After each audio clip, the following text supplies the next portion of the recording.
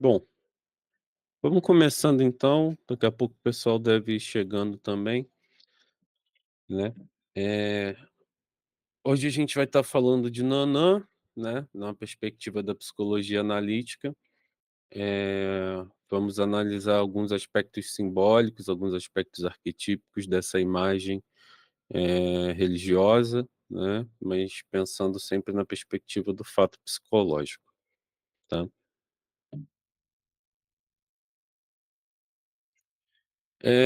Quem é Nanã, então? Nanã é conhecida como uma das mais antigas orixás, né, dentro das religiões de matriz afro-brasileiras, ela tem um papel fundamental, uma das divindades que é cultuada praticamente independente da religião, né, seja candomblé, seja umbanda, seja o molocô, enfim. Eh, e é uma figura que está bastante presente, né, uma figura que é bastante utilizada dentro das religiões de matriz africana mesmo, né. Ela é sempre tida como a mais velha dos orixás, né, ela é a senhora da lama, senhora dos pântanos, senhora da morte, senhora da vida, eh, e basicamente é isso. E quem sou eu? Meu nome é Jordan Vieira, sou psicólogo clínico, sou mestre em psicologia clínica pelo Núcleo Junguiano da PUC de São Paulo. Sou coordenador do Encruzilhada, que é o núcleo junguiano que promove esses encontros aqui, apresentador do podcast Forever Jung, palestrante, enfim, várias outras coisas nessa direção. Quem é Nanã Buruki? Eh, Nanã vai ser entendida como uma orixá central, uma orixá fundamental, porque ela faz parte até mesmo dos mitos, de um dos mitos, né, um dos itãs de criação dentro das mitologias afro-brasileiras. E aí é importante dizer que os itãs não anulam uns aos outros, né, itãs são os mitos, para quem não está familiarizado com o termo, itãs são os mitos da mitologia iorubá, da mitologia afro-brasileira, e vale ressaltar que eles não anulam uns aos outros, tá, então é importante considerar todos os itãs que se tem que se tem algum tipo de recordação, algum tipo de registro, como potencialidades reais para esses mitos, né, como possibilidade de interpretação, tá. Eh, então Nanã tem dentro de um desses itãs um papel fundamental por ser senhora do barro, né, e na mitologia iorubá nós também fomos formados a partir do barro, né, e depois esse barro foi animado. Nanã é a senhora das águas paradas, dos barros, dos pântanos. Nanã também é a senhora da chuva, porque sempre que chove faz barro, né. Ela representa o ciclo da vida, morte e renovação, né, porque ela está ligada justamente com a transição entre os mundos, né, a transição entre a vida e a morte, e o retorno a esse material inicial, né, que é o barro, né, que é toda essa decomposição do corpo e tal, que faz com que ele volte para a terra de alguma forma, né. E ainda não tem uma ligação muito forte com terra, elemento terra mesmo, né, e com ancestralidade, porque ela fazia parte de um dos orixás que tinha controle sobre os eguns, né, que são os ancestrais, mas a gente vai falar disso um pouco mais para frente. Nanã é quase sempre tida como um símbolo da sabedoria e transformação. O nome Nanã pode ser traduzido como raiz, né, e ela está presente em outras religiões, como por exemplo o vodu, a santeria, eh, umbanda, candomblé, né, o molocô, todos esses essas que a gente já conhece, né. E no vodu principalmente Nanã é considerado uma das entidades, né, um vudum dos mais poderosos que tem dentro dessa religião, tá.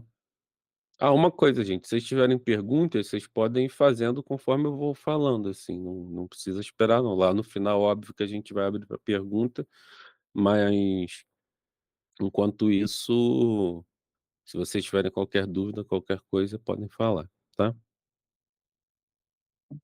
Aí aqui alguns conceitos fundamentais da psicologia junguiana que vão se relacionar com o que a gente vai estar aqui falando hoje, né. Inconsciente coletivo, que é essa possibilidade de interpretação simbólica, né, essa possibilidade de interpretação arquetípica que todos nós temos, e aí Jung não fecha uma definição, eh, não fecha uma definição sobre o inconsciente coletivo, né, uma questão que fica em aberto, mas a principal, percepção do Jung e a principal noção do Jung era que o inconsciente coletivo se dava por conta da estrutura genética, né, cerebral ser semelhante a todos os humanos, então isso permitiria que a gente apresentasse os mesmos instintos e apresentasse os mesmos arquétipos e potencialidades arquetípicas, né. E os arquétipos são essas potencialidades arquetípicas, né, de maneira bem simples. Quando a gente fala um arquétipo, é como se a gente estivesse usando um atalho para se referir a um conjunto de elementos psicológicos, né. Então, ao invés de eu falar, por exemplo, aqui, a grande mãe, que é um arquétipo que está ligado com Nanã, ao invés de eu falar da figura materna que acolhe, da figura materna que protege, da figura materna que alimenta, da figura materna que, de alguma maneira, propicia crescimento, eu vou lá e falo a grande mãe, né. Quando eu falo a grande mãe, eu estou englobando todas essas características psicológicas, e isso vale para qualquer arquétipo. Tá, quando a gente usa o nome do arquétipo, é simplesmente para se referir a essas características psicológicas análogas e afins, que de alguma maneira vão aparecer e podem ser categorizadas de alguma forma, né. Essa é a ideia principal de Jung para arquétipos, que a gente categorize esses elementos psicológicos, né. E aí os arquétipos eles têm essa possibilidade são essa possibilidade, na verdade, de interpretação simbólica, justamente porque o inconsciente coletivo pressupõe que nós temos a mesma estrutura, né, fisiológica e por conta dessa mesma estrutura fisiológica a gente apresenta, as mesmas possibilidades de interpretação simbólica, tá. A sombra é um elemento arquetípico, né, sombra é um arquétipo, que representa principalmente os aspectos reprimidos da psique, né. Eh, e aí, quando a gente fala por reprimido aqui, a gente não está falando só daquilo que é necessariamente socialmente inadequado, né.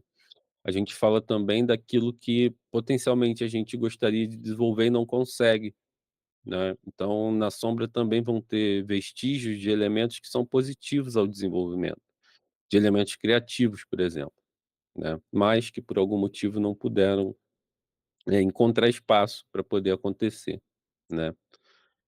E o processo de individuação, que seria o desenvolvimento pleno do eu, né, conforme o ego vai se desenvolvendo e adquirindo mais consciência das parcelas que o constituem, isso leva ao que a gente chama de processo de individuação, né. Eh, é um processo que não é para todo mundo, como Jung mesmo colocou, mas é um processo que de alguma maneira promove uma transformação, um crescimento e um redirecionamento para se ser quem de fato é, tá. E aí eu estou trazendo esses conceitos, porque são conceitos que a gente vai amarrar aqui com o tema de Nana. Diga, Cris. Então, tá me ouvindo bem? Não tá dando eco não, né? Não, tranquilo. Nanã, em mitologia comparada, seria Deméter ou algum ancião, alguma coisa assim? Então, se a gente fosse fazer uma observação de mitologia comparada, a gente estaria falando sim de Deméter, a gente estaria falando de Gaia, a gente estaria falando de imagens arquetípicas que trazem sempre a grande mãe presente, né. Mas tem mais, né, nunca é só uma imagem arquetípica que aparece Isso. ser relacionada, Uhum. mas nesse sentido de grande mãe sim, seriam essas imagens, comparadas. E a questão do processo de individuação não ser para todos, como é que é isso? Eu entendo como estágios de amadurecimento psíquico, de uma Uhum, forma resumida, né, mas é um confrontamento moral e você tem que bancar, não sim. é eu eu eu penso eu penso por isso, dessa forma, mas não sei se estou correta. Então, quando o Jung diz que a individuação não é para todos, ele está falando justamente do fato de que tem pessoas que não vão estar dispostas a fazer esse processo todo, né. Tem pessoas que não vão estar dispostas a encarar o próprio inconsciente e lidar com o que quer que seja que está ali, né. Então, para essas pessoas, o processo de individuação não faz sentido, né.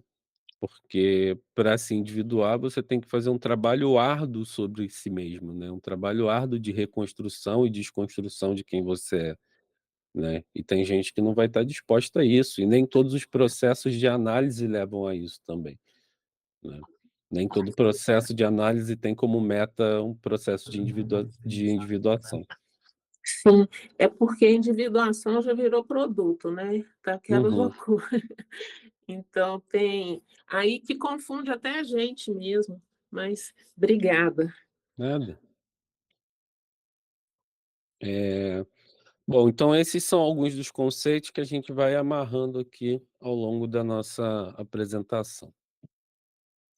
E aí, como é que a gente pensa na Ana arquetípica, né? Quais são algumas dessas imagens arquetípicas que aparecem representadas em Nanã? A Grande Mãe é uma delas, né, que já vínhamos falando. E você tem o oposto da Grande Mãe, né, você tem a sombra da Grande Mãe, que seria a mãe cruel, a mãe devoradora, a mãe que é narcisista, egoísta, né. Você tem a imagem arquetípica da morte, porque Nanã é a senhora desses ciclos, né, inclusive ela seria a guardiã do portal entre o mundo dos mortos e dos vivos, né, ela que seria responsável por essa transição, mas também é vista como uma imagem de muita sabedoria, então uma imagem arquetípica ligada à sabedoria, como um velho sábio, por exemplo, poderia ser associada a Nanã, né, nesse caso a velha sábia, mas enfim, a função psicológica arquetípica seria a mesma, né. Esses são só alguns, tá, dos exemplos de elementos que podem ser associados a Nanã, quando a gente fala sempre de uma figura mitológica, de uma figura, simbólica e arquetípica, aparece sempre um amálgama de elementos, né, nunca é um só. Né, então no caso de Nanã, tudo isso aí aparece condensado na imagem que ela representa. E possivelmente tem outros aspectos arquetípicos também que a gente poderia acrescentar aí, né, tudo depende de como a gente amplifica esse símbolo, né, porque para entender esse aspecto arquetípico, a gente precisa sempre amplificar o que que esses símbolos representam e como eles se relacionam com a nossa psique, tá. Nanã tem uma ferramenta, assim como quase todos os outros orixás, né. No caso de Nanã é o Ibiri, né, que eu até tenho um tatuado. Nanã é uma das entidades da minha cabeça, Nanã é minha mãe de cabeça, né. E qual que é a descrição do Ibiri? O Ibiri é o cetro sagrado de Nanã, feito tradicionalmente de palha, folhas de palmeira ou outros materiais naturais e ornamentado com conchas, búzios e penas. E o que que simboliza o Ibiri, né? Simboliza o poder e a autoridade de Nanã como uma figura ancestral e matriarcal, tá? O Ibiri está profundamente ligado à terra, refletindo o domínio de Nanã sobre os elementos naturais da vida terrena, e aqui principalmente porque ele é feito sempre com elementos secos, né? O Ibiri é sempre feito com elementos já mortos, né? Para representar também esse domínio de Nanã, sobre esse aspecto simbólico da morte e vida, né. E o Ibiri é uma ferramenta de transformação, né, que vai representar justamente esse poder e autoridade de Nanã sobre os ancestrais, sobre os que desencarnam de algum jeito, né. E aí, enquanto imagem arquetípica, o que cabe aqui também, a gente pode pensar Nanã como uma espécie de psicopompo, né, que é a imagem arquetípica que faz a transição entre o mundo dos deuses e o mundo dos homens, né. Assim como a gente tem Exu, Exu também representa um psicopompo, Hermes representa um psicopompo, né. São essas divindades que, de alguma forma, fazem esse trânsito entre o que é divino e o que é humano, entre o que é consciente e o que é inconsciente, né. Atuam sempre nesse limiar, de transição, né, entre esses polos simbólicos, tá. Eh, é difícil a gente ver Nanã retratada sem o Ibiri, eh, outros orixás às vezes aparecem mais retratados sem as suas ferramentas, né, e as ferramentas são elementos de poder quase como se fossem fetiches, né, quase como se fossem totens, nos quais os poderes dos orixás são condensados, tá. E aí, vamos falar de Nanã e o arquétipo da grande mãe, porque esse é um dos principais que aparecem relacionados a ela, né. Que é a grande mãe na psicologia junguiana, né, primeira coisa que a gente tem que pensar. A grande mãe representa um aspecto positivo, e aí quando a gente fala em positivo e negativo na psicologia junguiana, a gente não está falando num caráter moral, tá, a gente está falando só de polos distintos. Um polo é positivo, é construtivo para a psique, o outro polo é negativo, é destrutivo para a psique, né. Então, a grande mãe está no polo positivo do arquétipo, né. E ela vai representar a mãe que cuida, vai representar a mãe que alimenta, vai representar a mãe que sabe acolher, a mãe que sabe aconselhar, a mãe que de alguma forma está sempre preocupada com a sua prole, né. A mãe que de algum jeito não se importa em se sacrificar pelos filhos, enfim. Aí a gente pode acrescentar aqui diversas interpretações sobre o que significa ser mãe, e elas caírem dentro dessa representação de grande mãe, né.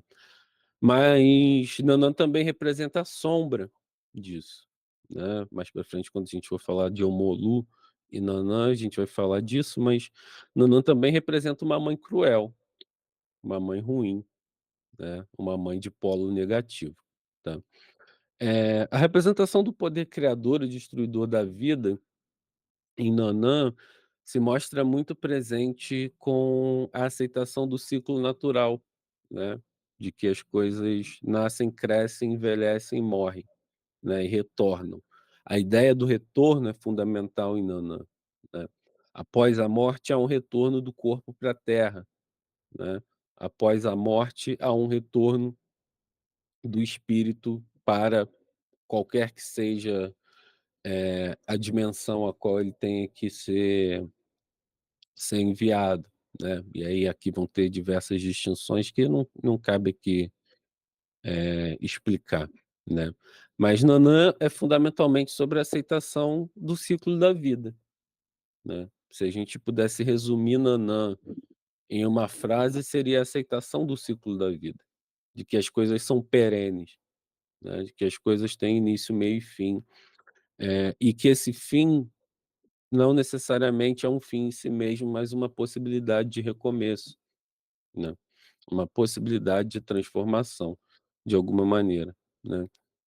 E aí, como outras grandes mães da mitologia, né, Nanã vai ser sempre atrelada ao cuidado, né, vai ser sempre atrelada, ao zelo, às potencialidades positivas mesmo, né, como quando a gente pensa em Deméter como uma grande mãe, ou como a gente pensa em Estar como uma grande mãe, enfim.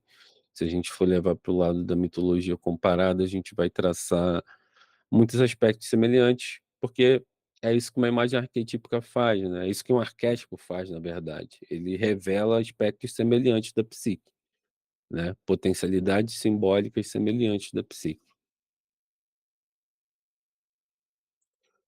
Nanã e o inconsciente. O barro como símbolo, né, e aí aqui tem outro aspecto fundamental desse, representação sobre o ciclo da vida e a morte, né, porque como Nanã reina nos pântanos, reina no barro e tal, esses são elementos que estão ligados com a formação da vida, né, seja mitologicamente ou seja cientificamente mesmo, né. O pântano é um lugar que você tem decomposição de diversos corpos, né, que vêm arrastados pelas águas dos rios, e ao mesmo tempo você tem o florescimento de diversas formas de vida, né, justamente porque é um espaço extremamente abundante em alimento para micro-organismos e outros animais em geral, né. Então essa dualidade morte e vida, a gente vê representada aí também, né, como um aspecto possível daquilo que Nanã tem para nos apresentar enquanto representação simbólica desses lugares, né, do barro como um elemento, do pântano como um elemento, né. Mas o barro pode representar mais, né. O barro pode representar um inconsciente maleável e cheio de potencial. Se a gente pensar que Nanã é uma imagem arquetípica que age nesse limiar entre vida e morte, entre consciência e inconsciente, porque a morte para o Jung nada mais é do que um estado de inconsciência, né, a gente não sabe o que é, a gente não sabe o que acontece, então a morte é um estado de inconsciência, e a vida é um estado de consciência, né. A vida é um estado de consciência entre 2 intervalos de inconsciência, né. A gente não sabe o que existe antes de nascer, a gente não sabe o que existe depois que morre, né, mas tem esse lampejo da consciência enquanto estamos vivos, né.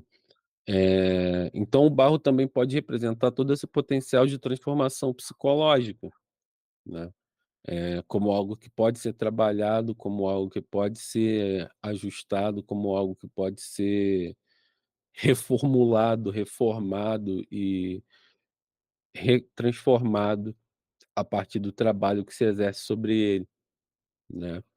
O barro adquire forma a partir do trabalho que se exerce sobre ele, né.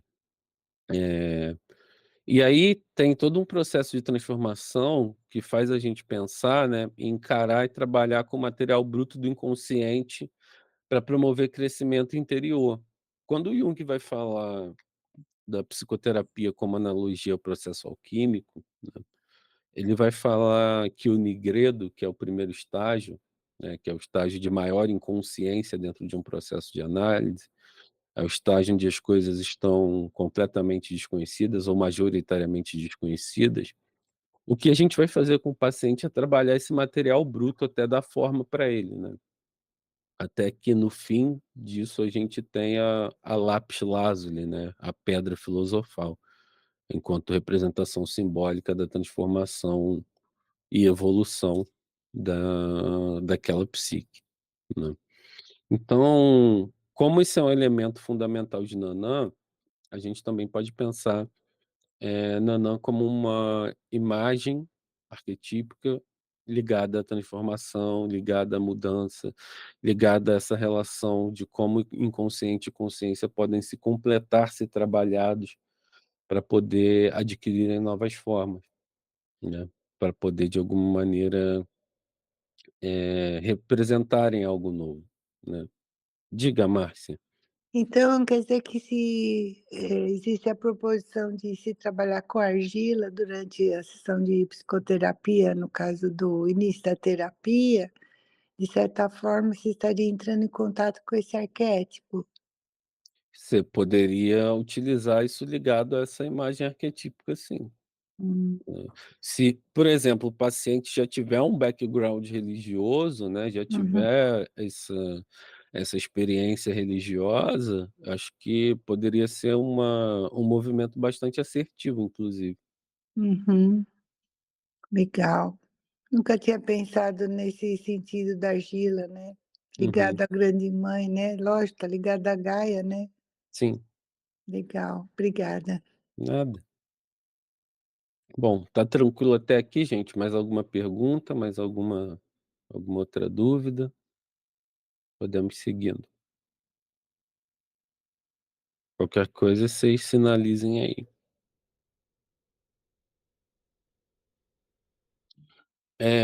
Um outro elemento que é muito ligado a Nanã é a água, né, como essa água barrenta, essa água parada, que Jung já traz pra gente lá no Arquétipos Inconsciente Coletivo, como sendo um símbolo comumente associado à função sentimento e a relação com o inconsciente, né. Então, Nanã aqui traz um outro elemento que também associa com essa relação com o sentimento, com o inconsciente, com a profundeza da psique, né. Essas águas estagnadas são águas que representam essa libido que de alguma forma está investida nesses processos também, tá. Eh, e tem um aspecto que aí aqui está profundamente ligado à maneira como Nanã age, né, porque Nanã é uma entidade, até por ser mãe do próprio tempo, né, que é Irokô, Nanã é uma entidade que age com sua própria noção de tempo, né, com sua própria percepção da realidade. Então, o que a gente enxerga como uma água parada para Nanã é água em movimento, porque é a água que fomenta a vida, né, é a água que alimenta a vida, né. Então temos essa distinção aí. Eh, sim, ela inclui praticamente todos os símbolos da ânima.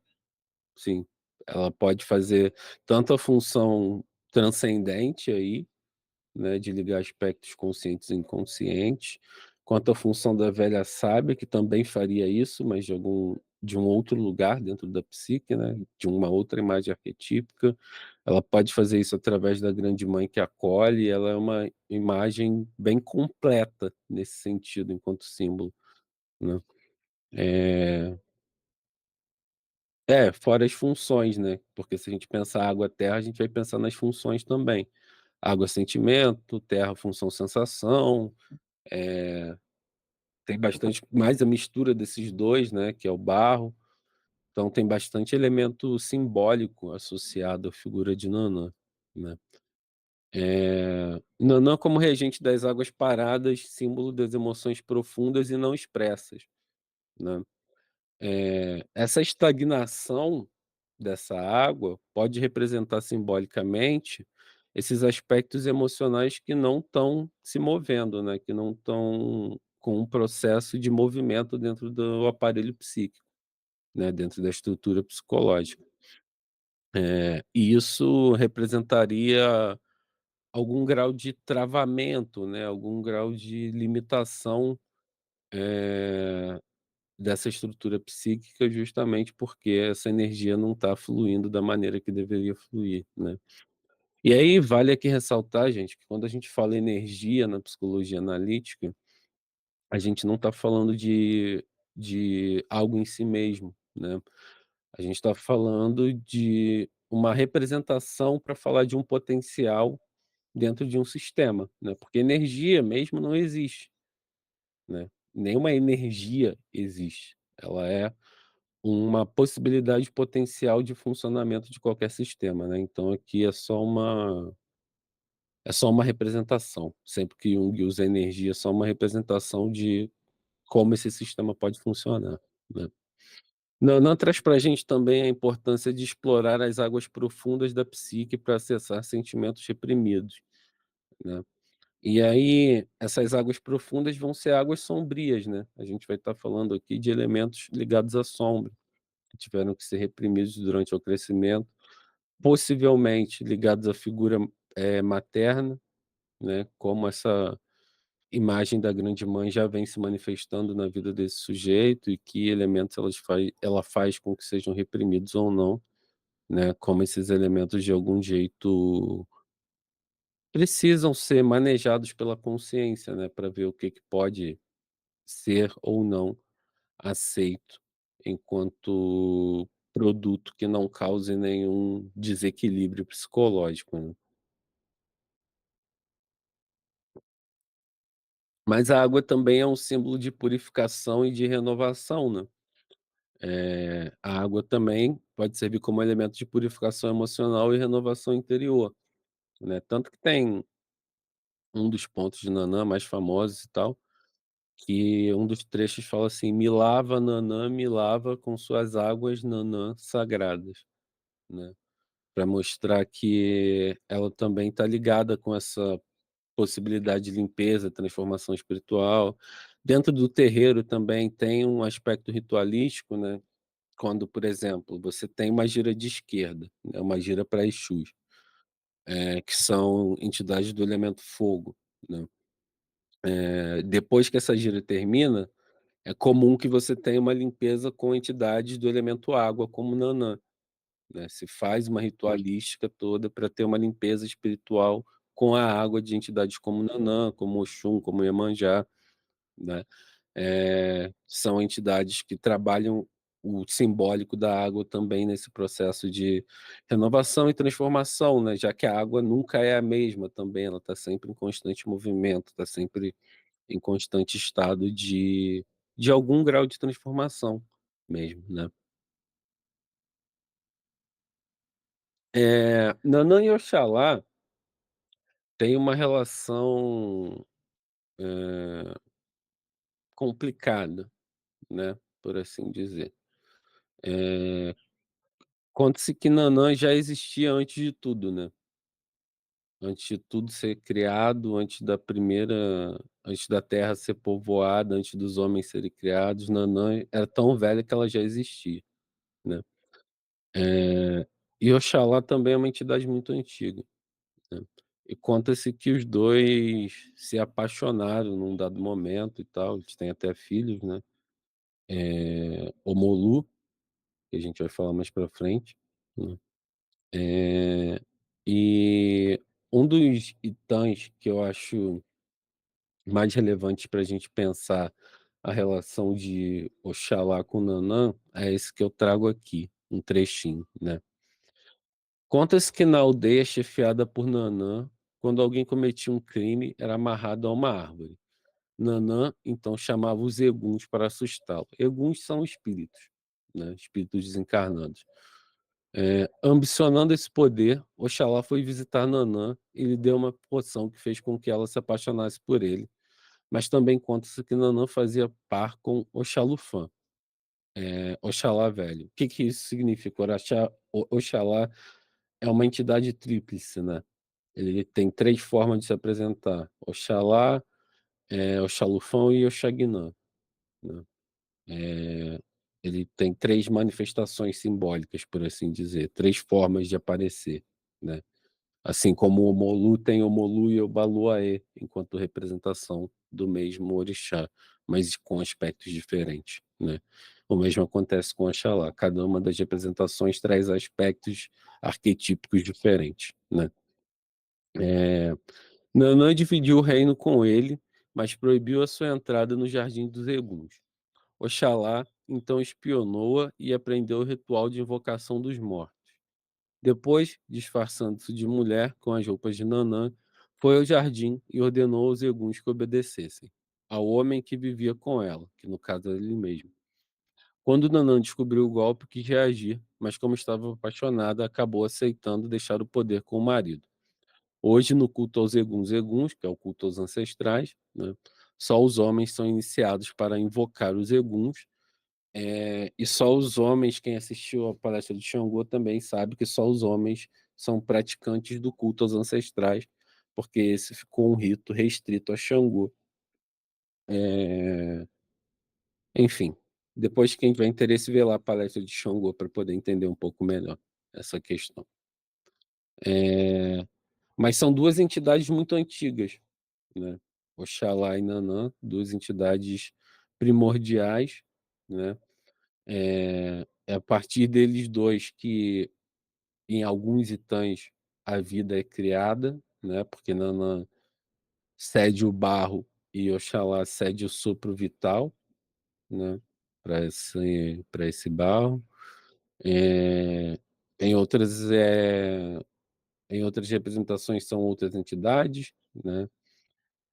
como o Zambi, por exemplo, e aí não tem relação com o Nanã, mas o fundamental é entender que essas 2 entidades se relacionam desde dos primórdios do que se considera mitologia iorubá, mitologia afro-brasileira, né. Eles constroem e constituem uma relação desde o início, do que se apresenta ali como mitologia afro-brasileira. Uma outra um outro aspecto que liga Nanã e Oxalá, né, é uma conexão entre princípios masculinos e femininos, né. Oxalá, senhor da criação, né, Oxalá é considerado orixá da criação, responsável pela formação do ser humano a partir do barro. Ele representa um princípio masculino de luz e ordem, né. Nanã é associado ao barro, elemento primordial com o qual Oxalá molda os seres humanos, de acordo com a mitologia. Nanã permite que Oxalá use o barro para criar a vida, estabelecendo sua parceria simbólica entre o feminino e o masculino, a terra e o espírito, né. Então, como Nanã cede o barro, como Nanã cede o corpo, esse corpo precisa voltar para ela depois da morte, né, nos processos de decomposição, que ocorrem, né. Por isso que quando a gente fala de Nanã reinando sobre a morte, a gente fala muito desse retorno a esse estágio inicial, né, antes de ser, né, enquanto ainda se era construído enquanto sujeito e tal, né. Nanã e Oxalá juntos representam o equilíbrio necessário entre as forças criativas e as leis naturais. Enquanto Oxalá traz a luz e a forma, Nanã traz a sabedoria da terra e o poder de transformação. Essa união simboliza a necessidade de harmonia entre os aspectos masculino e feminino, tanto no mundo exterior quanto na psique humana. Então a gente tem uma complementariedade aqui, né, que a gente chamaria de hierogasmos, que é quando a gente tem a junção de uma figura de ânima e uma figura de ânimos se complementando, eh, que é regido por essas 2 entidades, né, que são entidades velhas, são entidades sábias, são entidades que manifestam aspectos primordiais, né, da própria vida. Eh, mas embora Oxalá seja responsável pela vida, ele não tem ligação nenhuma com a morte em si, tá. Nanã é quem tem, Nanã e Omolu principalmente. Exu também tem, né, eh, principalmente se forem Exus de cemitério, mas aí já é numa outra dimensão simbólica da morte, né. Tem mais a ver com o estar morto, do que com o que essa morte significa. Eh, Nanã é Omolu, né. Omolu é filho de Nanã, ele é o senhor das epidemias e da cura, né. Ele tem esse corpo todo coberto de palhas, pra evitar que a gente veja as feridas, veja as pústulas e as chagas do corpo dele, né. Quando ele nasceu, ele nasceu com o corpo cheio de feridas, né.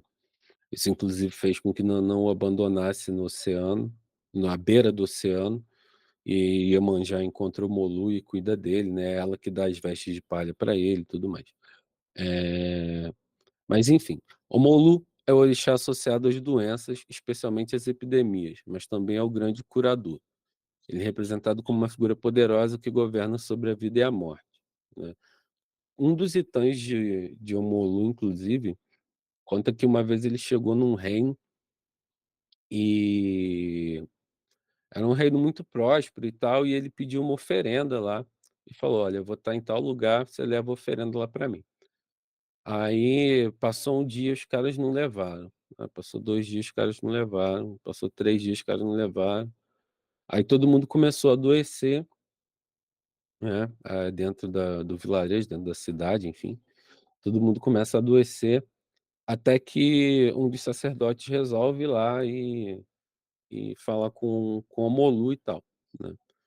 E aí o Omolu fala para ele que esse adoecimento é justamente porque eles não estão prestando a oferenda devida, né. Então por isso o Omolu tinha parado o sol e fez com que essas pessoas adoecessem justamente porque não virava mais dia e nem noite, né. Ele gerou um adoecimento coletivo. Enfim, depois as pessoas dão oferenda e fica tudo bem, tem um final feliz. Mas isso é para representar como orixás também são muito humanos nas suas representações, assim, né. Você vê, o Molu estava lá, o cara ficou puto, ficou com raiva porque não recebeu oferenda e resolveu lançar uma pandemia, uma epidemia em cima de geral, só para poder ser reverenciado, né. E isso a gente vê essa dualidade sendo exposta em todos os orixás, porque é uma coisa que eu costumo dizer sempre, né, na natureza não existe moral, e os orixás são representações de aspectos da natureza.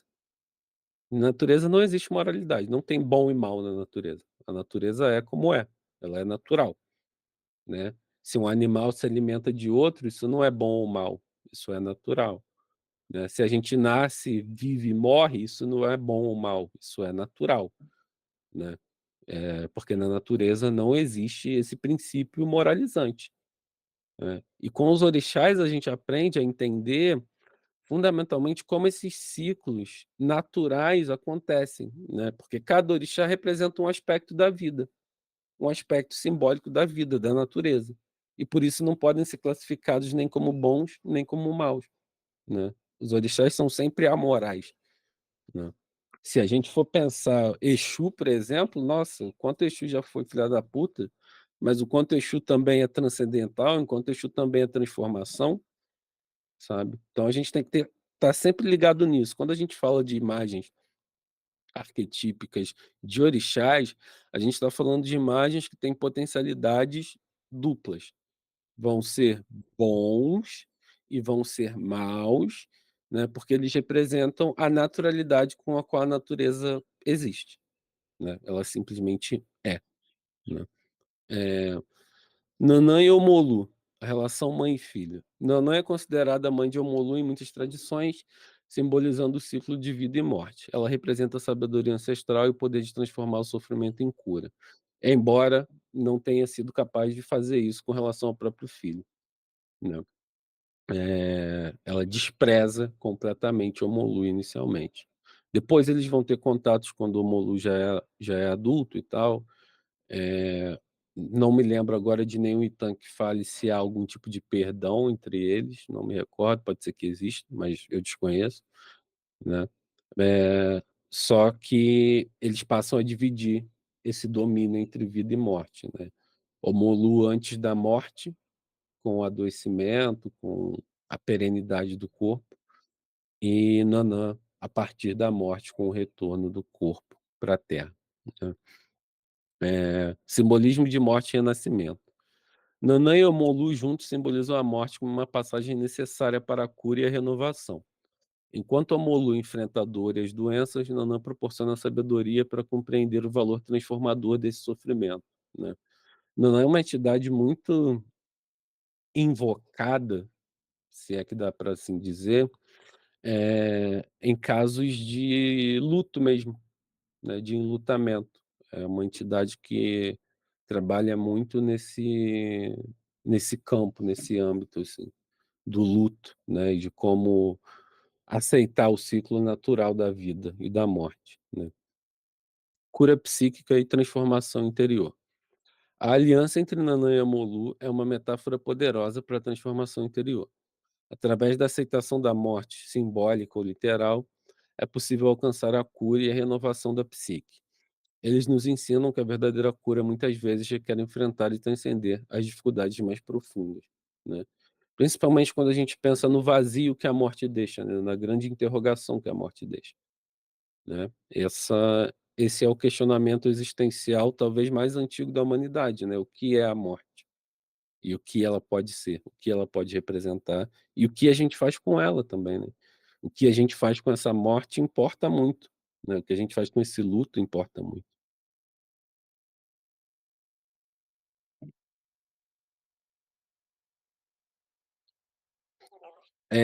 Aqui tem mais um trecho de um Itam, falando de Nanã, e Omulu. Em sua passagem pela terra, foi a primeira Iabá, Nanã, no caso, né, e a mais vaidosa, em nome da qual desprezou seu filho primogênito com Oxalá, ou Molu, por este ter nascido com várias doenças de pele. Nunca fica claro exatamente nem então o que é, só que sempre é algum tipo de chaga, algum tipo de pústula, algum tipo de ferida, que deixa ele com um aspecto, completamente deformado, né. Não admitindo cuidar de uma criança assim, acabou abandonando-a numa praia. Iemanjá o achou abandonado, quase morrendo, e o curou e o criou como se fosse sua mãe, dando-lhe todo o amor e carinho. Sabendo do que Nanã fez, Oxalá condenou a ter mais filhos, os quais nasceriam anormais. Anormais aqui, entre aspas, porque todos esses outros filhos que Nanã tem, eh, são filhos que têm aspectos mais, antropomórficos, por assim dizer. Acho que antropomórficos explica bem. Oxumaré vai ser metade serpente, né, e metade homem. Ieuá é um espírito, é o orixá espírito do rio, né, do rio Euá. E Ossanha, né, é um orixá completamente isolado, né, dentro das matas, onde ele estuda as propriedades das plantas. Ossanha é o orixá das plantas, né, famoso aí do canto de Ossanha de Tom Jobim. São Jobim não, Vinícius de Moraes. É o orixá das plantas medicinais, das curas, da floresta profunda, né, dos segredos das plantas e tudo mais. E a expulsou do reino, ordenando que fosse viver num pântano escuro e sombrio, né. O pântano, ele traz uma relação interessante também para a gente pensar a relação de Nanã com outras 2 orixás, com outras 2 Iabás, né. Iabá é o nome que se dá quando a gente vai referir-se a orixás femininas, né, para quem não tá ligado. Eh, Porque o pântano, ele fica justamente entre o oceano, que é domínio de Iemanjá, né, e o rio, que é domínio de Oxum, né. Sempre entre o deságue de um rio no oceano vai haver um manguezal, vai haver um pântano, né. Então, eh, mostra que Nanã, de alguma forma, exerce esse poder sobre as águas, que também são representantes de Iemanjá e de Oxum. Nanã controla até mesmo as águas das outras Iabás, que têm domínio sobre isso de algum jeito, porque no reino dela isso tudo se mistura, né, tudo isso passa a ser domínio dela de uma forma simbólica, né. Eh, Morte simbólica na psicologia junguiana. Isso aqui é fundamental, fundamental. Por quê? Da perspectiva do Jung, o ego está sempre num processo de transformação, num processo de mudança de acordo com as situações que acontecem na vida, né, de conforme a realidade vai se apresentando.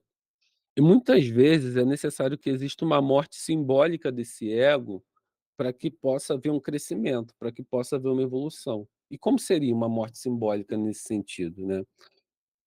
O sujeito constrói toda uma visão de si, né, tem uma persona super bem elaborada, e bem elaborada não, super bem construída, que indica qualquer coisa a respeito dele, o papel que ele representa na sociedade, enfim, seja lá o que for. Mas isso está gerando neurose.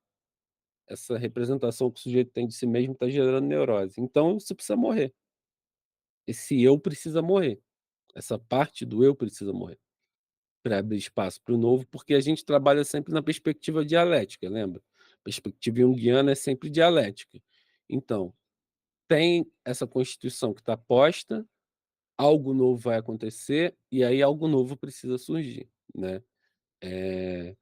Tese, antítese, síntese. Tese, antítese, síntese, sempre, né. Então a morte simbólica, ela está muito ligada ao processo, até o próprio processo de análise junguiano, né. O processo de análise junguiano, ele faz com que a gente morra e renasça diversas vezes, né. Ele faz com que a gente de alguma maneira esteja sempre nessa corda bamba entre o que vive e o que morre dentro de nós. Que sentimentos vivem e morrem, que construções vivem e morrem, que elementos vivem e morrem, né.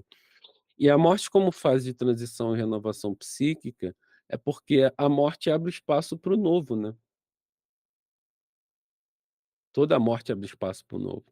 E psicologicamente falando, a gente precisa do novo para que a psique se mantenha em movimento. Porque Jung mesmo já disse, né, a psique é ao mesmo tempo o castelo do conservadorismo e a propulsão da criatividade, do impulsionamento para o futuro, né. Então, ao mesmo tempo que ela é conservadora, ela é criativa, né. Então, essas mortes de elementos psíquicos, né, como fase de transição, renovação psicológica, são essenciais e precisam acontecer o tempo inteiro, tá. Eh, Como é que Nanã pode desempenhar um papel nessa transformação interior, né? Como a gente já falou, Nanã é uma imagem ligada à morte, né, a esse ciclo da vida e da morte, né. Então é uma imagem que pode ser utilizada, principalmente dentro do contexto já religioso, porque aqui a gente não pode excluir o fenômeno religioso, tá. Quando a gente fala do fenômeno psicológico, de Nanã enquanto um fato psíquico, né, Nanã enquanto fato psíquico é o quê? Uma imagem arquetípica, né. É uma imagem arquetípica que representa o orixá, o ciclo da morte e da vida, do barro, da lama, do pântano, enfim, né. Isso é Nanã enquanto um fato psicológico. Mas a gente tem Nanã enquanto um fato religioso, né, que é a dimensão metafísica, a dimensão transcendental disso. A gente não descarta esse entendimento, a gente não isola o fato psicológico do fato religioso, né, a gente considera esse fato religioso. Então, se a gente utilizar a mitologia de Nanã, se a gente utilizar os Itãs de Nanã, por exemplo, eles podem servir como condutores nesse processo de transformação interior, né, nesse processo de individuação, nesse processo de integração da sombra, aceitação da morte como parte do processo de individuação, dessas diversas mortes que vão ser vivenciadas ao longo da vida, né. Então, Nanã atua como um guia nesse sentido inclusive, até como um guia para que a gente lide com as nossas próprias questões inconscientes, né, que precisam morrer ou viver, né. E aí assumindo totalmente um papel de figura anímica, né, de uma imagem de ânima, que vai fazer esse trânsito entre consciente e inconsciente, e sobre quais elementos precisam ser integrados ou não para o desenvolvimento e crescimento dessa psique.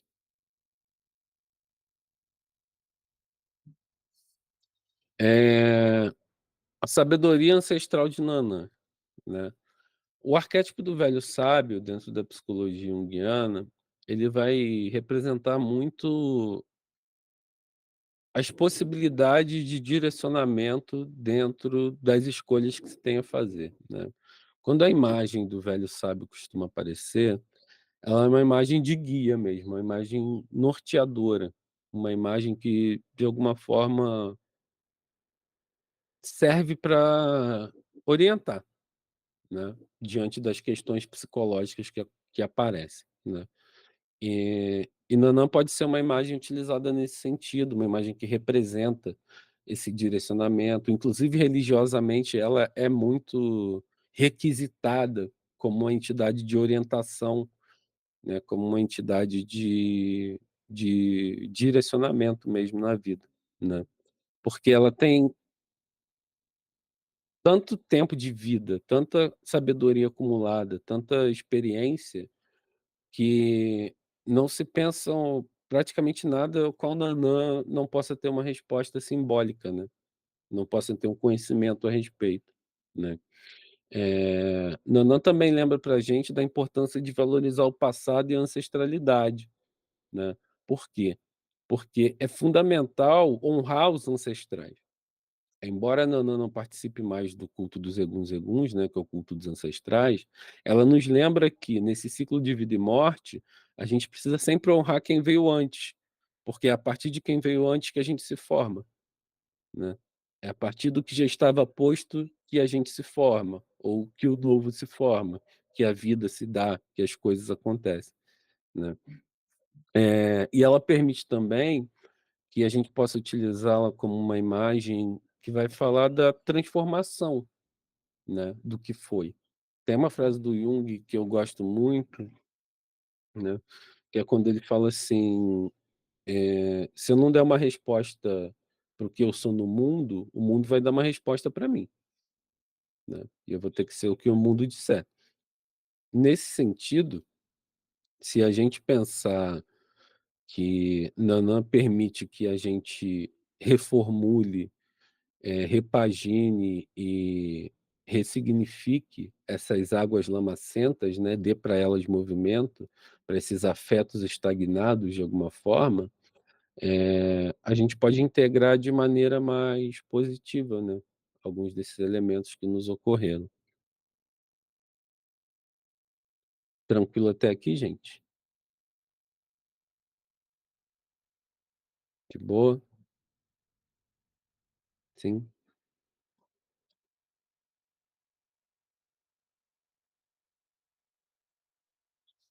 A função terapêutica dos mitos de Nanã. Pô, podia ter botado um espaço maior entre essas linhas, tá muito junto. Mitos como ferramentas de cura. Bom, eu acho que não é segredo para ninguém que conhece psicologia junguiana, que a mitologia é uma das principais ferramentas que a gente recorre para os processos de amplificação simbólica que a gente faz, né. E aí, ficou meio esquisito, também achei. Depois eu vou refazer esses slides. E aí, o mito, gente, o mito permite com que a gente melhor, deixa eu explicar o que é um mito primeiro, né. Um mito é uma representação simbólica de experiências, eh, humanamente significativas, né. Um mito é uma tentativa de explicar a realidade através de símbolo, através de metáfora, né, através de representações simbólicas, né, então isso é um mito. E aí como é que isso pode ser uma ferramenta de cura? Quando a gente pega essa representação mitológica e leva isso para dentro do setting, né, óbvio que havendo espaço para isso, havendo um gancho para isso, né. Você não vai chegar e jogar uma Nanã do nada para um paciente que não tem, eh, nenhum nenhuma ligação religiosa com isso ou não conhece minimamente nada disso, né. O sujeito tem que ter possibilidade de compreender aquilo de alguma maneira, né. Mas você pode levar esses mitos como forma de pensar a respeito desses aspectos, né, assim. Óbvio que na clínica a gente não fica só contando historinha de mitologia para o paciente, né, mas o mito em alguns momentos pode ser utilizado justamente para a gente poder catalisar alguns aspectos simbólicos. Então vamos supor que um paciente esteja em luto, né, e aí surge alguma coisa sobre morte em algum sonho dele ou no discurso dele.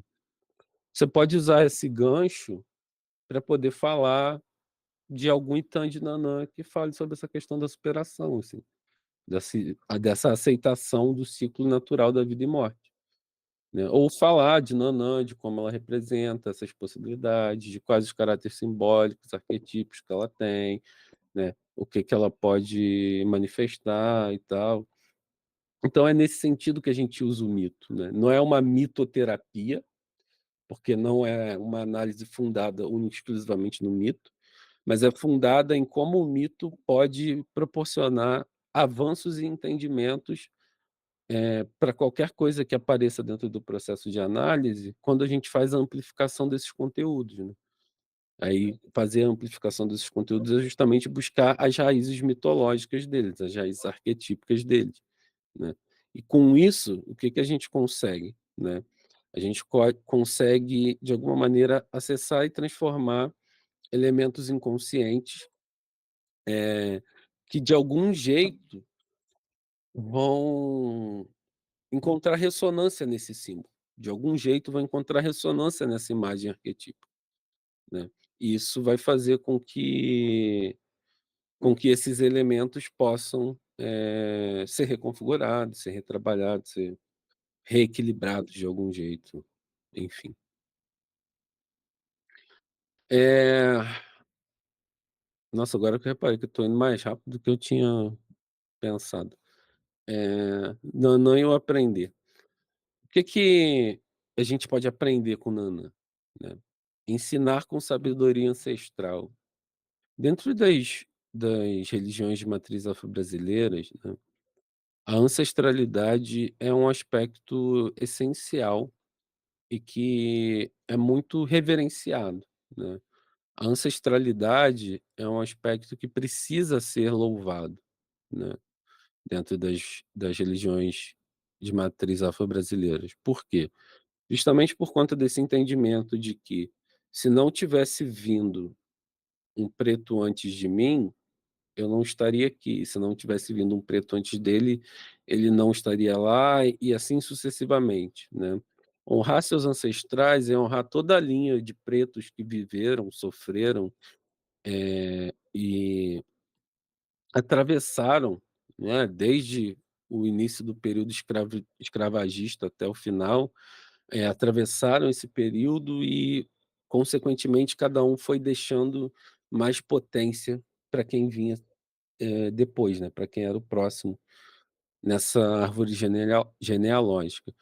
Então, quando a gente pensa em Nanã e ensinamento, é tentar buscar na ancestralidade respostas que podem servir para perguntas que a gente tem hoje, né, principalmente porque o mito é atemporal.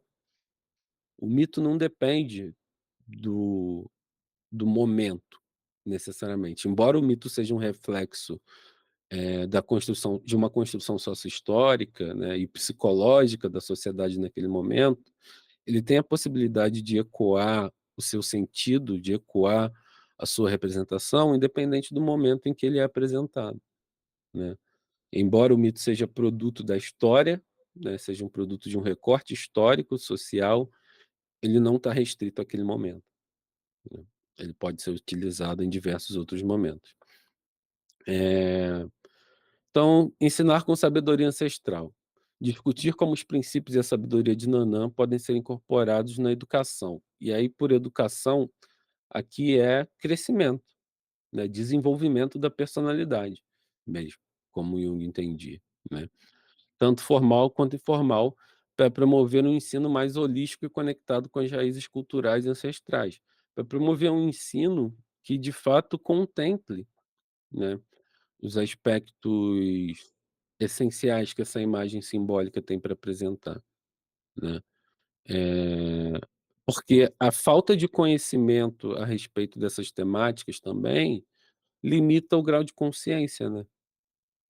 Quanto menos conhecimento eu tenho a respeito desses temas, dessas imagens, desses símbolos, dessas narrativas mitológicas, menos possibilidade meu inconsciente tem de encontrar ferramentas para manifestar aspectos que são essenciais para ele, né. Até porque, sempre que a gente fala de mitos afro-brasileiros, eles estão mais perto da gente do que qualquer outro, sabe. A mitologia afro-brasileira está mais perto da gente do que a mitologia nórdica, do que a mitologia grega, do que a própria mitologia cristã, né. Existe um substrato desse inconsciente cultural, né, se a gente for pensar como Jung estratifica o inconsciente coletivo, existe uma camada que é cultural aí, e que está muito mais perto da gente. Então é muito mais fácil aparecerem símbolos relacionados a orixás ou mitologias afro-brasileiras, do que símbolos relacionados a outros mitos, de outros lugares, né. A questão é que, como às vezes falta para o analista o mínimo de conhecimento sobre essas mitologias, falta para o analista o mínimo de noção sobre esses mitos que fazem parte da nossa construção, você perde a possibilidade de usar isso na clínica com o seu paciente, né, porque você também desconhece, você também é inconsciente sobre aquilo e sobre o impacto que aquilo pode gerar, sobre os símbolos que aquilo pode apresentar, sobre a amplificação que você pode fazer sobre aquilo, né.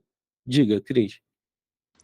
Então, eu estava pensando aqui sobre o que você falou dessa ancestralidade, das camadas que o inconsciente tem, né.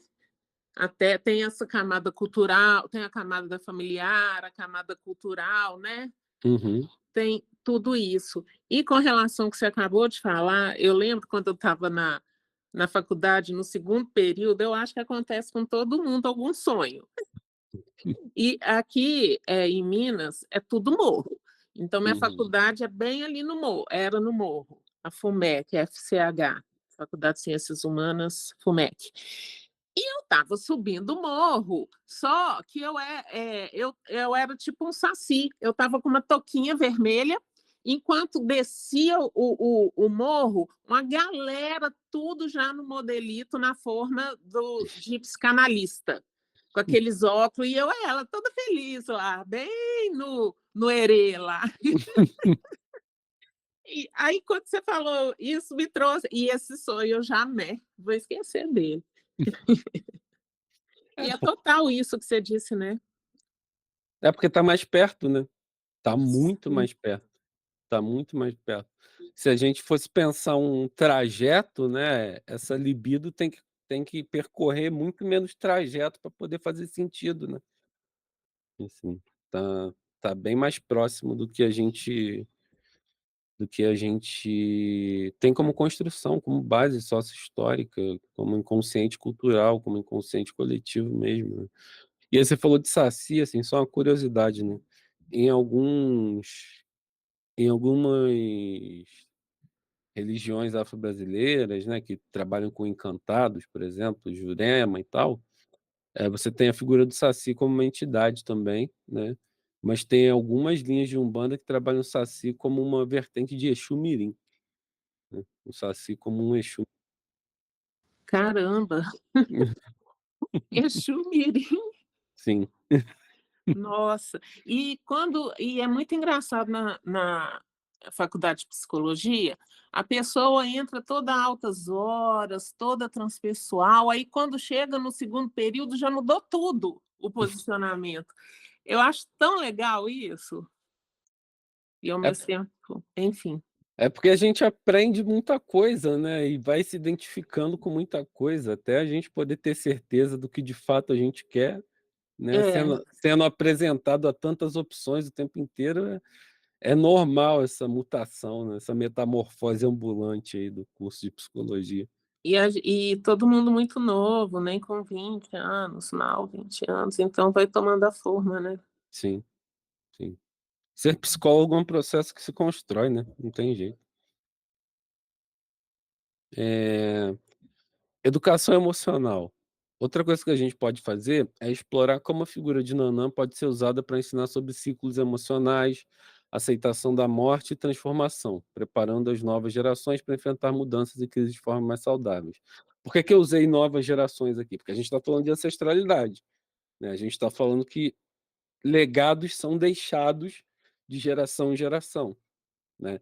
Então a gente poderia usar a imagem arquetípica de Nanã como uma forma de preparar um conteúdo, psicológico, histórico, cultural, que modifique a maneira como a nossa cultura cristã ocidental enxerga a morte, né. Porque a morte dentro do cristianismo, ela está muito ligada à espera, né. Morreu, espera aí os últimos dias, né, espera o juízo final, né, não tem muito mais, não acontece mais nada desde então. Nas religiões de matriz afro-brasileira, a morte é só uma parte, né. Você morre, seu corpo volta para a terra, seu espírito vai para onde tem que ir, seja lá onde for, e o ciclo começa de novo, né. São ciclos contínuos, ciclos eternos, que estão sempre se reforçando, né, algo que a nossa cultura ocidental não trabalha geralmente, né, assim, a gente vê a morte com muito pesar, né, a morte como algo que traz um peso, traz uma carga afetiva muito grande, né, sendo que não precisa ser, né. Em África, pelo menos, assim, no ge é difícil falar da África inteira, né, mas no geral, eh, as culturas têm uma relação com a morte que é uma relação muito mais leve do que as culturas eurocêntricas construíram, assim. Até por não ter a noção de pecado, né. Um dos problemas da noção eurocêntrica é esse, né, se você vai pecar até morrer. Enquanto você tiver vida, você tem chance de pecar e você tem que lutar contra isso, né. Porque isso vai trazer algum sofrimento, isso vai trazer algum erro para sua vida e tal. E nas perspectivas afro-brasileiras não existe pecado, né, então não tem por que correr com a vida, não tem por que me preocupar com a vida e a morte da mesma forma, né, com a mesma intensidade. Bom, ligação com os antepassados, né. Ah, diga, Luciana. Eu queria perguntar se para você a questão do pecado, que você falou que não existe pecado, é pecado no sentido de burlar as normas sociais ou um outro tipo de pecado? O que você entende como pecado aqui? Eu tô falando de pecado no quesito religioso mesmo, assim, de algo que vai interferir na tua vida e pode interferir na tua salvação, Uhum, né. Pode ser o que vai te embarrear de ter o prêmio da vida eterna, uhum. Mas né. também tem alguma coisa a ver com essas regras sociais em que nós estamos inseridos? Por exemplo, matar alguém, seria um pecado ou seria somente uma regra social para você? Não, é um pecado. É um pecado. Tudo Aham, que ok. transgride é um pecado de algum jeito, Uhum.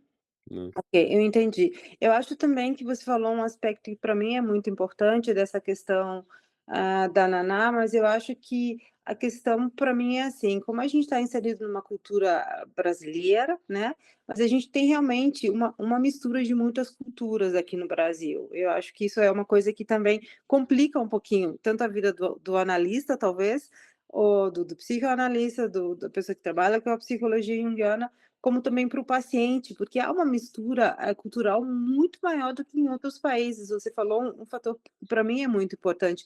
Quando você mora na Grécia, nasceu na Grécia, você vai ter uma mitologia muito grega muito forte, né, e talvez as pessoas quase todas tenham um conhecimento maior do que nós temos da nossa própria mitologia cultural brasileira, que é sobre o que você está falando hoje.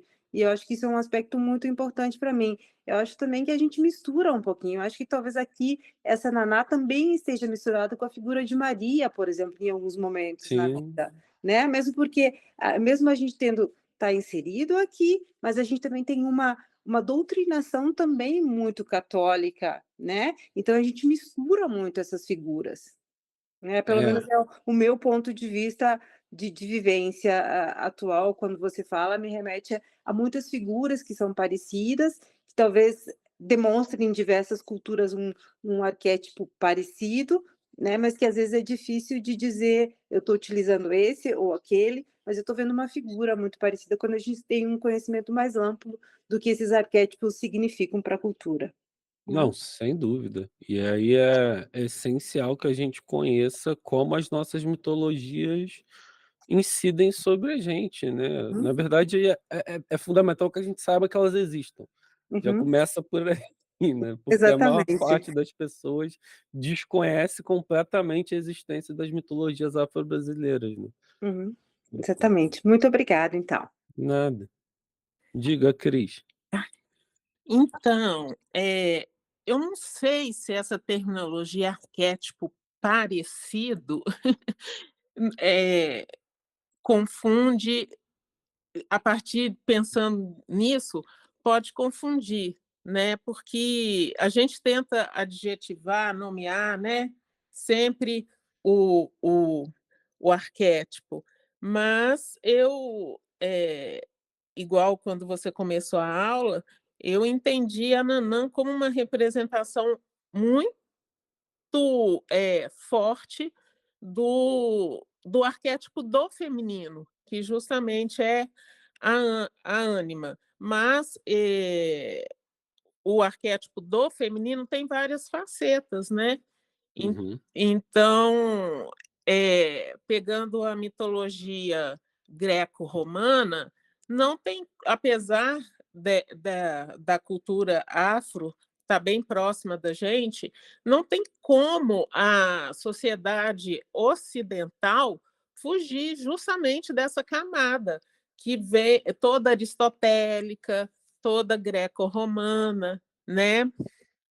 É, tem isso também, uma reflexão que só uma reflexão que eu fiz, porque justamente, penso que arquétipo parecido é justamente uma faceta, né. Eu Sim, eu penso dessa forma, porque às vezes muitos equívocos acontecem por semântica, né, e eu posso até estar sendo chata, mas eu busco sempre uma clareza, assim, né. Porque às vezes eu passei por dificuldade justamente pela, enfim, né, como é colocado, né, a uhum, palavra. É É, isso. talvez eu tenha usado a terminologia não correta, mas no sentido de que tanto a Nanã como a Maria são imagens de mães, né. Sim, Talvez sim, fosse nesse sentido que eu quis dizer, realmente, do feminino, como um arquétipo, uma figura de mãe que a gente tem. A gente tem várias, então, em várias mitologias diferentes, por isso talvez eu utilizei essa coisa de parecido, mas nesse sentido, a figura feminina que nós temos de mãe, né. Talvez entendi. Sim, ok, Eu obrigada. gos eu gostaria de falar uma coisa, diga, só para parecida. eu estava ouvindo aqui, né, e eu fiquei pensando também nas esculturas, né, que são tudo modelos greco-romanos, né, eu moro em Curitiba, e a gente tem, assim, um monte de obra de arte famosa, né, de povos indígenas, assim, todos com os corpos que não tem nada a ver com os nossos povos, né. E também fiquei pensando, porque eu sou filha de uma mãe católica e um pai que era feiticeiro, né.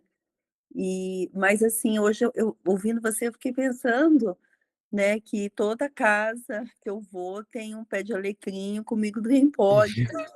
Uma espada de São E Jorge. uma espada de São Jorge. Então, para mim, agora eu vou olhando e falando: "Gente, mas está estampado na cara, né, está estampado na cara". Então, assim, eu estou feliz de estar aqui com vocês hoje, podendo estudar, porque eu cada vez mais, assim, vejo a necessidade para mim, né, porque, eu não sei praticamente nada da minha avó, que é mãe do meu pai que já faleceu, que veio da Bahia, e que tinha uma cara de índia, total, assim, e eu não sei nada, né, eu não sei nada, eu sei pela minha fisionomia que com certeza, né, é indígena e negra, mas eu não sei da história.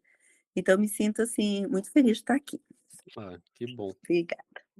Mas tem um processo, assim, que é um processo até cruel, se a gente pensar historicamente, né, que a partir no Brasil a gente sempre teve essa grande mistura religiosa, né, assim, há algumas décadas atrás a pessoa ia na missa, ia no terreiro, ia em tudo, né, não tinha muito problema, né, na quinta-feira ia tomar um passe, no domingo ia na missa, estava tudo certo, né. Mas com o crescimento das igrejas neopentecostais, isso acabou gerando uma cisão, né. As religiões de matriz afro-brasileira foram perdendo mais espaço, porque com o que eu vou falar agora é meio esquisito, né, mas vamos ver se vai fazer sentido para vocês. Com o catolicismo, as religiões de matriz afro-brasileira já tinham aprendido a lidar por conta do sincretismo, né. Foram 400 anos de sincretismo, então já tinha uma relação ali. Mas com as religiões neopentecostais, né, não havia esse contato ainda, então elas foram muito renegadas à sombra, sofreram vilipêndio religioso, né, tanto que em igreja evangélica Exu é tratado como o diabo, assim, né, de forma pejorativa e tal, né. E eu acho que isso se dá por conta desse desenvolvimento histórico mesmo, né. Com o catolicismo, embora o sincretismo tenha sido complicado, tenha sido difícil de pensar, para os povos que sofriam, né, dentro do processo da diáspora africana, passou mais tempo de contato, né, entre as religiões africanas e o catolicismo, então meio que se suportavam de alguma forma, né, algo que não aconteceu com as religiões neopentecostais, né, que joga as religiões de matriz africana para a sombra completamente e viram coisa do demônio, né. O católico era mais tolerante com isso antigamente, né. Mas enfim, fui longe demais. Mas isso é importante de pensar, assim, até por essa questão de entender a ancestralidade, né, e de entender como a gente é responsável pela construção do que vem a seguir, né. Isso é um elemento fundamental da imagem de Nanã, assim, né. O que que você faz com aquilo que você tem, né. Como de alguma forma você transforma o que você tem em outra coisa, né. Eh, assim, negritude, já que Nanã tem toda essa ligação com os ancestrais, negritude acaba ganhando um lugar de certo protagonismo, né, dentro do que ela pode representar, né, e aí por negritude entendam esse entender e aceitar o valor de todos os outros pretos que vieram antes, dos que vão vir depois, né, valorizar a cultura preta de alguma maneira, né. Eh, então, Nanã como guardiã das memórias ancestrais e da tradição, né, Nanã contém o segredo, né, Nanã contém os segredos, Nanã contém os conhecimentos, desde eras imemoriáveis, né. Importância da conexão com os antepassados para o fortalecimento da identidade, né, é isso de reconhecer quem veio antes, e aí a gente sabe que dentro da história brasileira é muito difícil pensar isso para pessoas pretas, porque no máximo você consegue chegar até seu avô e bisavô, dificilmente você consegue fazer um resgate genealógico mais longe que isso, porque a gente estaria já no período da escravidão, né. Então vai bater em alguém que teve seus registros queimados, né, a gente ainda teve esse evento aí na história do Brasil, que foi a queima dos registros de todos os negros escravizados que haviam, justamente para apagar essa marca da história, né. O papel dos antepassados no processo de individuação e desenvolvimento psíquico, né. O que que poderia a gente poderia considerar esses antepassados, se a gente for falar em processo de individuação, né?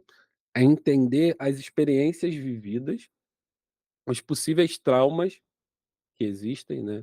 É entender traumas geracionais, né? Porque tem alguns traumas que são geracionais no sentido de serem arquetípicos, né? Então isso também pode e precisa ser trabalhado para uma melhoria do desenvolvimento psíquico no geral, tá? Bom, sobre Nanã, é isso. Ficou faltando um slide, era pra ter botado um slide de revisão. Deixa eu voltar aqui. Sobre Nanã é isso, tá, gente? Espero que tenha contribuído para promover algum insight, promover alguma coisa aí, algum pensamento, alguma mínima reflexão. Foi um espaço de troca muito legal, assim. Eu gosto muito das palestras do Encruzilhada, né? Acho que essa pegada de sair do eixo eurocêntrico é importante para a gente poder ganhar mais consciência, ganhar mais amplitude, né, e ter um pouco mais de propriedade para lidar com os nossos próprios mitos, né. Para quem não conhece, eu tenho um e-book, né, para quem está começando a estudar psicologia junguiana, para quem está iniciando na psicologia analítica. O link dele tá vou deixar na descrição desse vídeo no YouTube, porque esse vídeo vai para o YouTube, mas está lá no meu Instagram também, só acessar meu Instagram, tá. É um livro que reúne 14 obras de Jung, estruturadas por nível de dificuldade, né, e se você precisa ter o mínimo de base teórica ou não para lidar com aquela obra, né. Então, quem tiver interesse pode ir lá no meu Instagram, clicar lá e adquirir o seu, tá. E agora vamos para perguntas. Perguntem aí, quem tem pergunta, quem quer falar alguma coisa, o que que vocês acharam, como é que foi?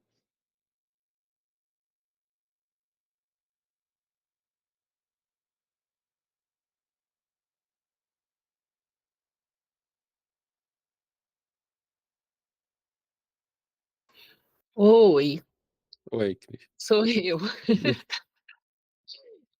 Eu adorei, e gosto muito, tanto é que agora no dia 4 vou entrar no seu curso, né, lá no Dédalus, mas você vai abordar os quadrinhos. Uhum. E é isso, agradecer pela aula, pela Obrigado. clareza, pela simplicidade mesmo, né, porque tem muita gente que dificulta. Ah, isso é verdade. Mas isso vem da minha experiência em educação básica. Eu trabalhei muito tempo em escola primária, né, eu dava aula do primeiro ao sexto ano, então, para Sério? trabalhar com criança, você tem que saber ser o mais claro possível. Sim, você dava aula de quê mesmo? Eu dava aula de informática e Hum, também trabalhei com habilidades socioemocionais também.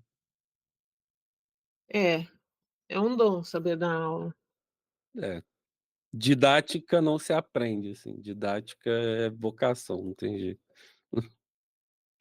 Eh, bom, a Cris falou do curso, né, eu vou dar um curso lá no Dédalus, sobre super-heróis e mitologia, quem tiver interesse, vou deixar o link, tem o link lá no meu Instagram e vou deixar o link nesse vídeo no YouTube, assim que subir também, tá. Vai ser bem maneiro, a gente vai falar sobre como os super-heróis podem ser entendidos como mitologias pela perspectiva junguiana. Espero que vocês tenham gostado. Mais alguma dúvida, mais alguma pergunta, mais qualquer coisa, mais um elogio? Mais um elogio.